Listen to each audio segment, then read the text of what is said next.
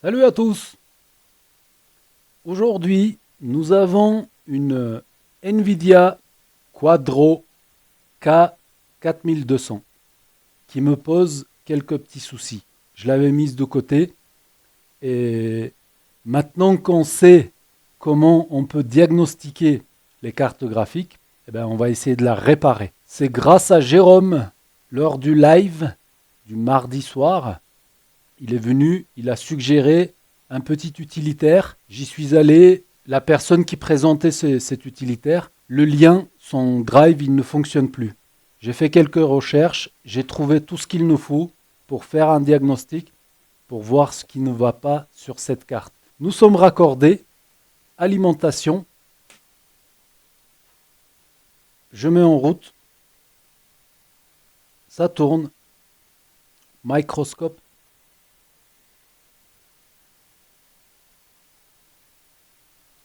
Et le disque dur est raccordé, donc là, ça va partir direct là-dessus. Voilà, l'utilitaire se lance, il fait le test et il va nous générer un rapport que nous allons analyser.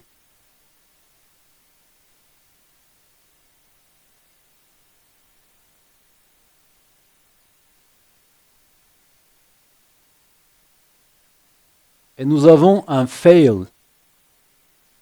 Voilà, voilà. Ce que vous voyez en bas, c'est la carte qui ne va pas très bien.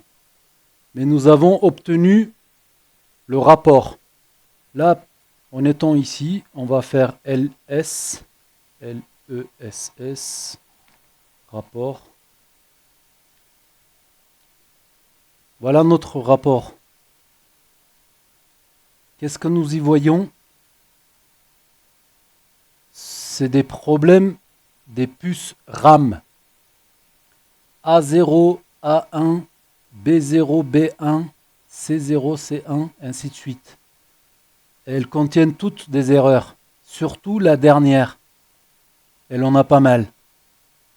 Ok, nous avons notre rapport.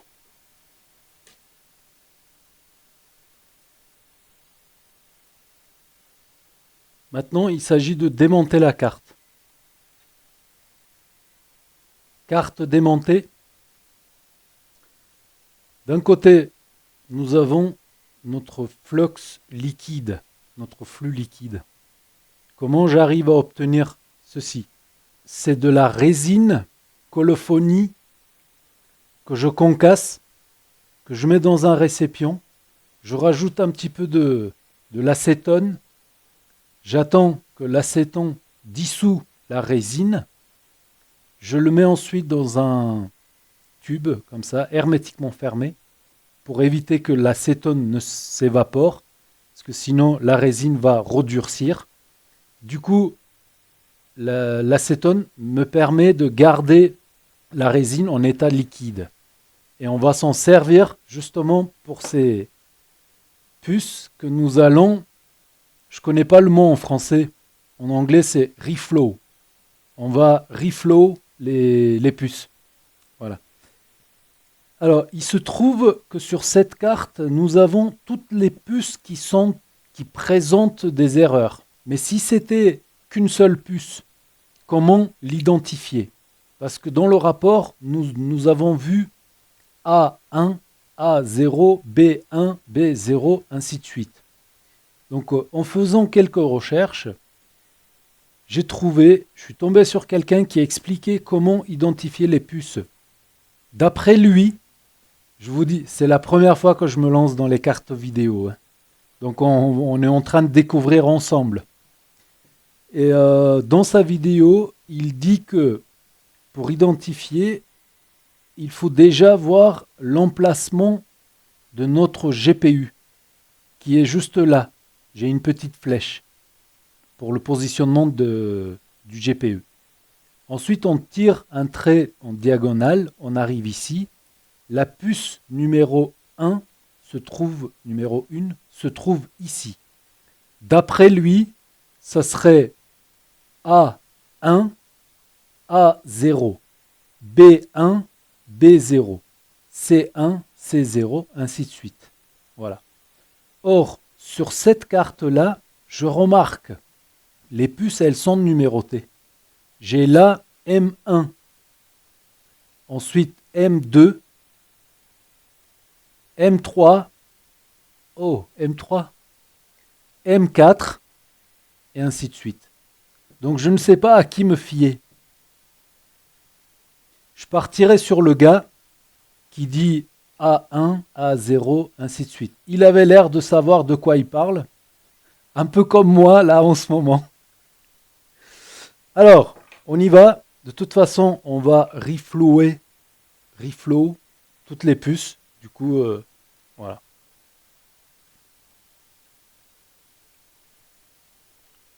On va commencer par leur en donner à boire.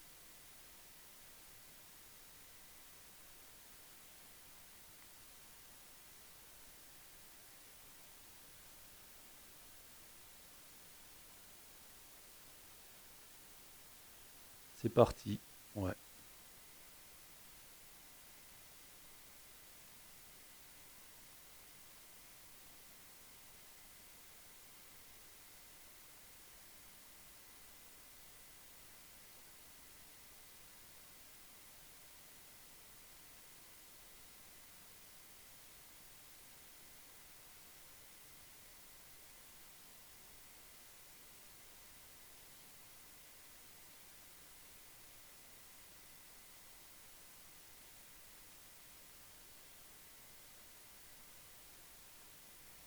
J'en ai de l'autre côté aussi. Je vais en mettre maintenant après. Ouais, j'en mets.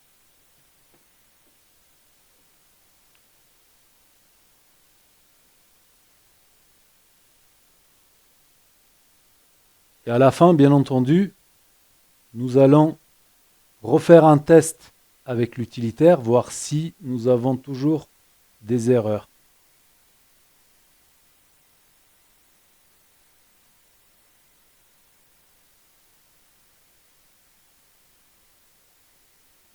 Nous y sommes. L'air chaud, 480 degrés, 30, non, 40% d'air. C'est parti.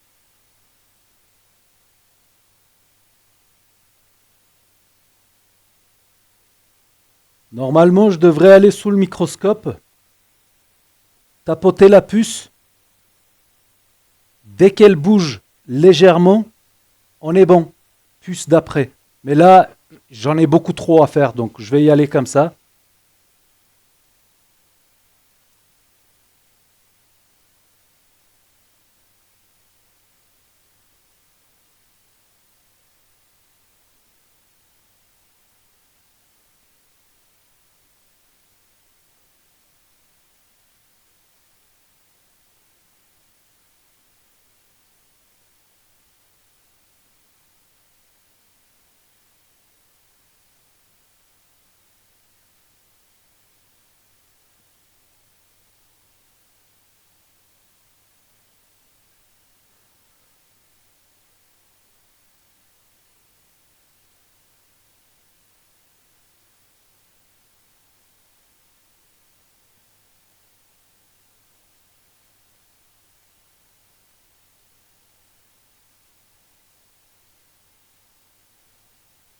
Par contre, certains fabricants rajoutent de la colle sous les puces RAM.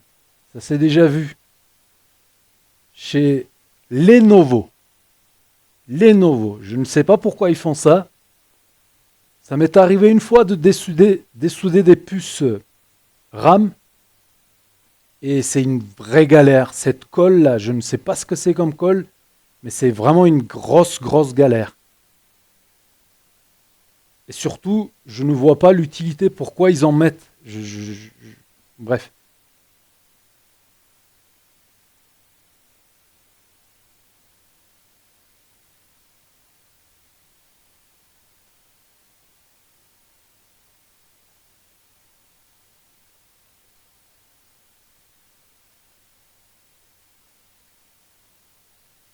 Et quand on fait ce que je suis en train de faire, il faut vraiment éviter de toucher à la carte, de la bouger de place. Pourquoi? Parce que dessous, il y a des composants, bien entendu. Vu que je suis en train de chauffer à des assez hautes températures, j'imagine que de l'autre côté, les composants sont plus ou moins dessoudés. Si on bouge la carte, il se pourrait qu'on les trouve tous réunis, mais qui sont sur le bureau.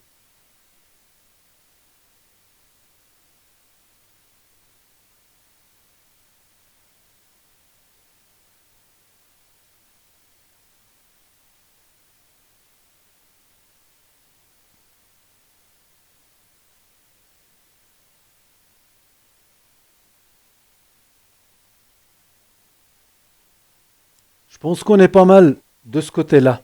Je vais attendre un tout petit peu qu'elle refroidisse, juste un tout petit peu, pour justement éviter que ces composants ne s'en aillent de l'autre côté. Je pense que c'est bon. Attention, c'est chaud.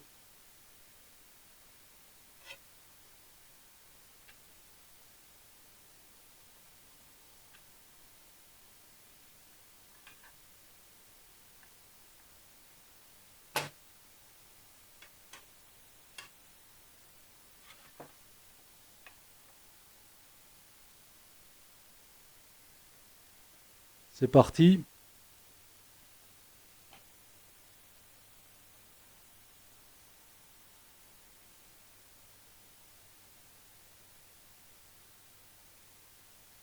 Ça bout beaucoup moins parce que j'ai chauffé de l'autre côté déjà.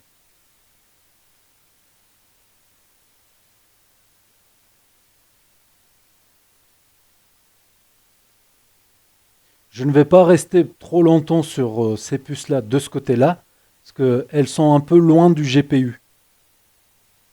Donc je suppose qu'elles présentent moins de problèmes.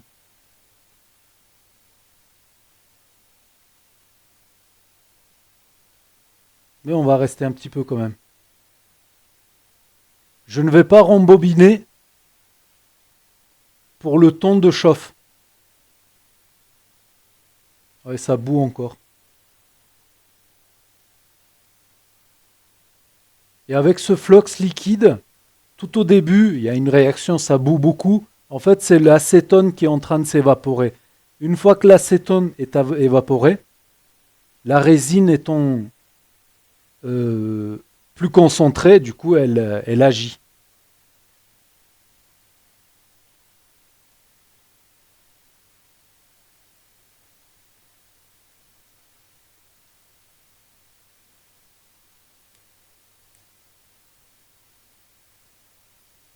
Là, c'est trop. Je crois que je viens de cramer la carte. J'ai entendu des petits picotements. Je crois que c'est un petit peu trop là. Tant pis, on continue.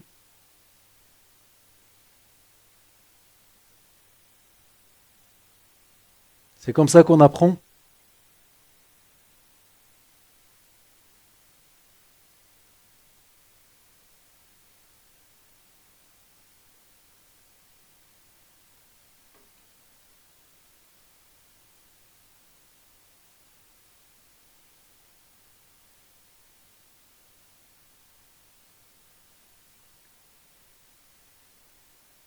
Voilà, je vais laisser la carte comme ça, se reposer, refroidir. Ensuite, la remonter, on va faire un test. Je crois que j'ai un petit peu trop chauffé cet endroit-là. On verra. À tout à l'heure. Ça y est, vous êtes toujours là? Je suppose que oui. Alim, est-ce que nos puces ont survécu? On y va? Ok. Voilà ce qui peut se produire. Ok. Voici comment se meurt une carte vidéo. Dommage. On n'était pas loin. Enfin, j'étais pas loin. Parce que là, j'ai fait une bêtise. Quand je fais une bêtise, c'est moi. Quand on réussit, nous réussissons ensemble. Voilà. Ça pue. Le cramer. J'y suis allé trop fort. Nous allons procéder avec une autre carte. À de suite. Je vais aérer un peu et tout ça. Une autre carte. Disque raccordé, tac tac, tout est bon. Alim.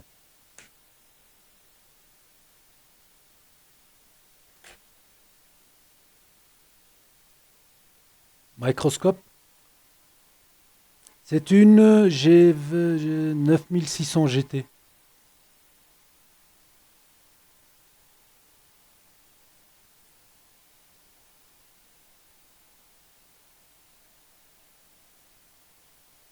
Ah,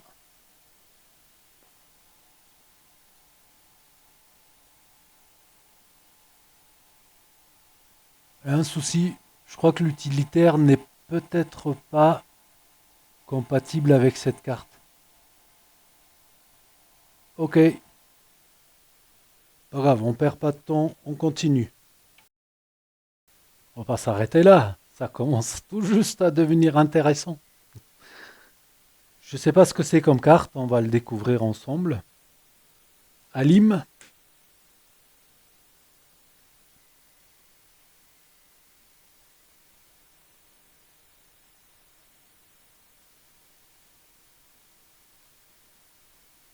On n'a pas vu ce que c'était comme carte.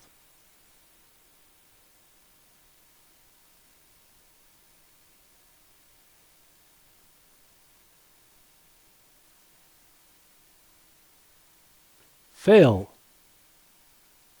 Elles sont toutes fail ou quoi? LS. Report. Ok.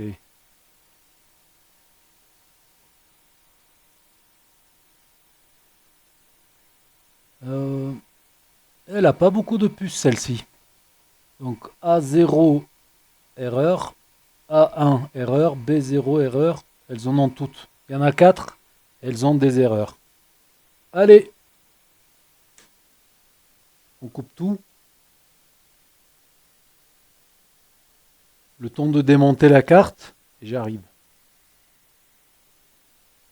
C'est une GTX 1050 avec 2 Go de RAM. On va remplacer la patte après. Si elle survit à notre expérience. Donc, le positionnement de la puce, c'est là. J'ai une petite flèche.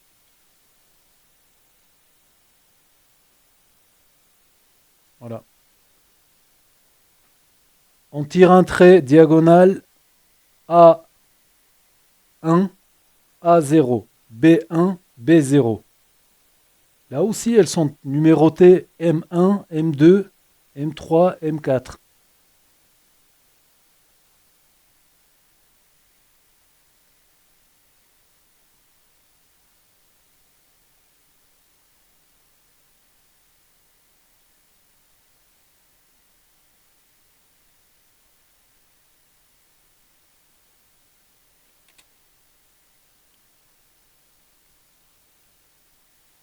C'est une petite carte, donc on ne va pas chauffer trop longtemps.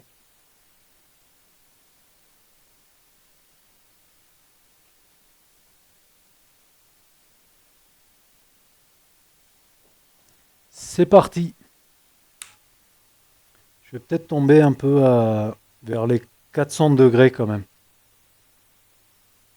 Vous voyez comme on apprend de nos erreurs? C'est ça l'expérience.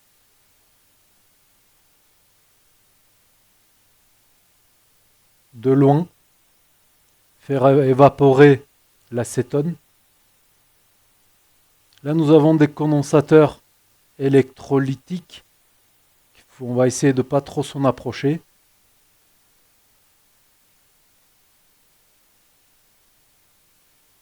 Je veux surtout voir si cette technique peut nous enlever des erreurs. Est-ce qu'on va avoir une carte avec 0 erreur? Ou est-ce qu'il faut absolument remplacer les puces?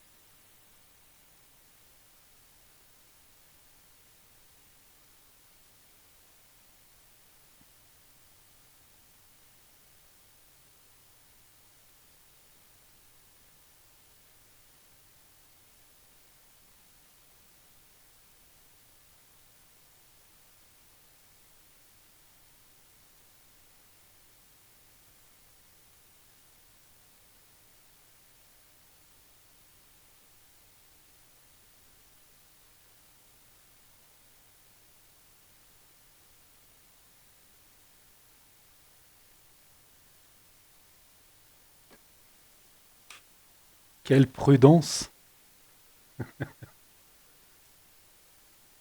Petite minute.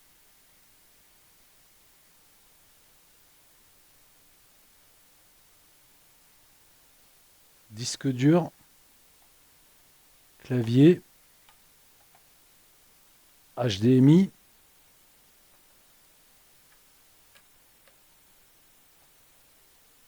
Alim.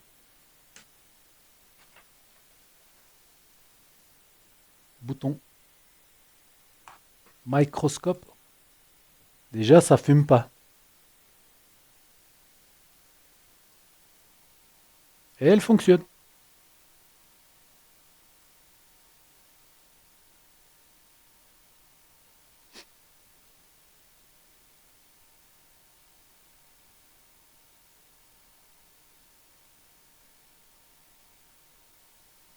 Fail.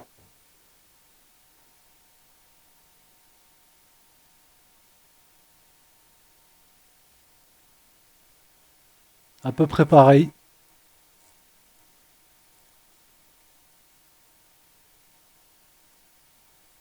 On va aller un petit peu plus loin avec celle-ci.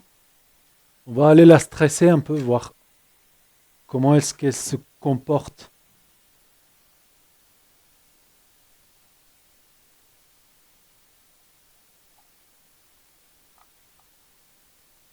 SSD.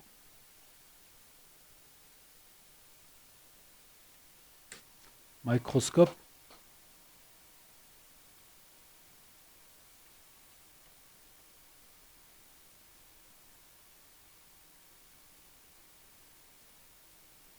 La carte, elle n'est pas installée.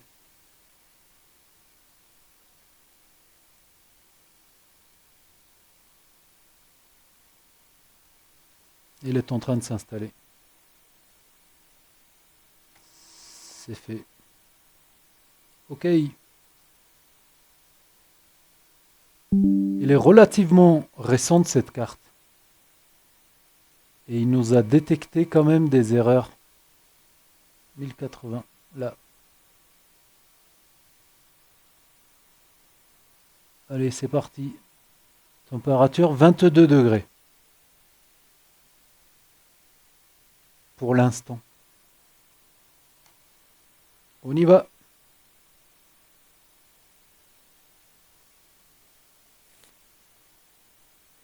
« 35 degrés. Je vois en bas. Usage 100%.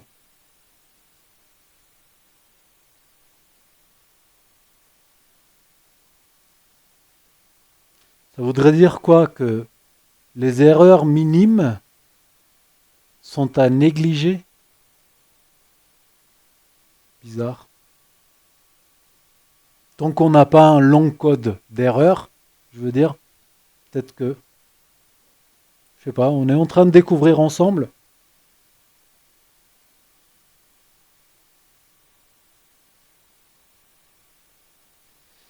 Allez, je vais laisser le test en place et je reviens après.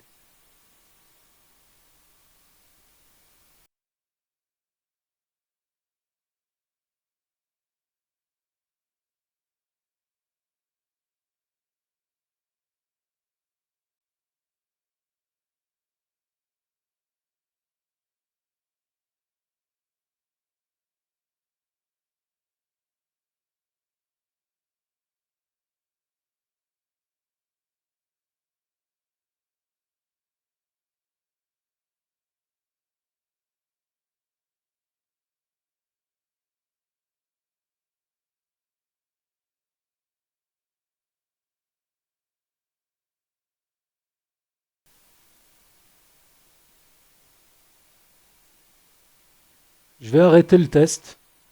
Il m'a l'air bon. La carte a l'air de se comporter très très bien. Elle se refroidit très bien. Elle est montée qu'à 52 degrés. C'est pas beaucoup. En sachant qu'on est en train de la faire travailler à 100%.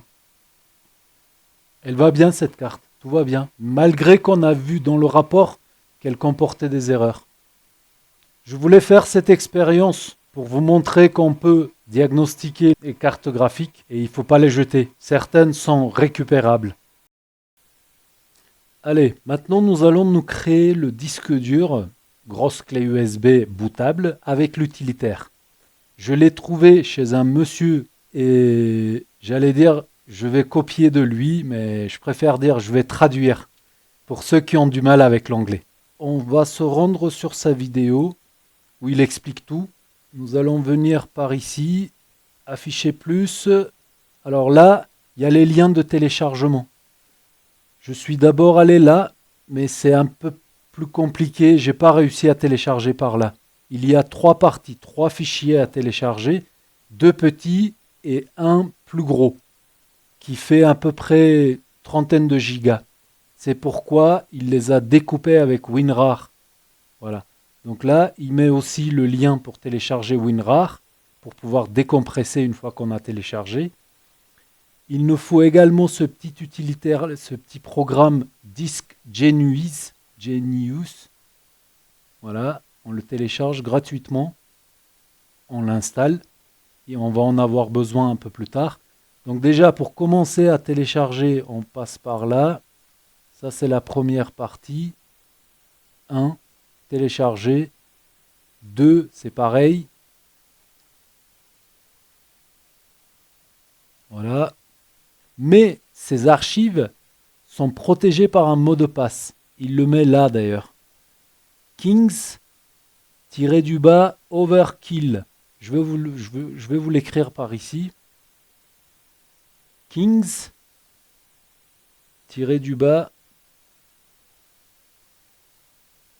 Voici. Ça, c'est le mot de passe pour décompresser les archives. Voilà. C'est fait. Une fois que nous avons tout téléchargé, nous allons commencer par lancer le programme Disk Genius. Une fois qu'on a tout décompressé, bien sûr.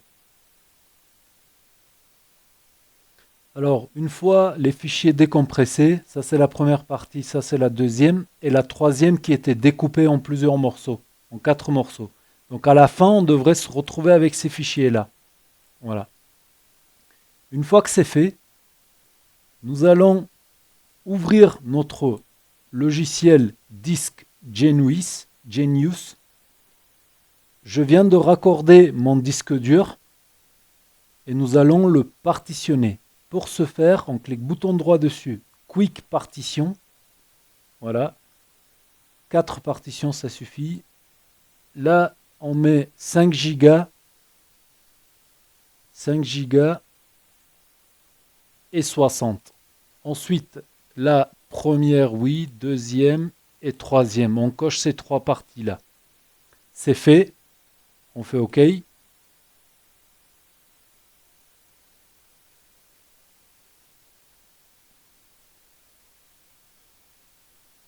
Il vient de partitionner notre disque. Voilà, système, software, document. Voilà, c'est fait.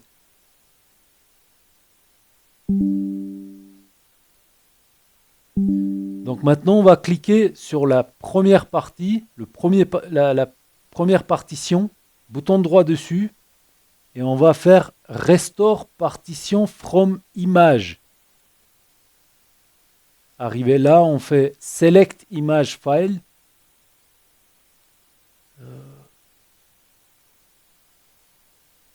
Là, ça c'est la première partie. Et on fait Start. Are you sure? Oui. Encore une fois. Encore une fois.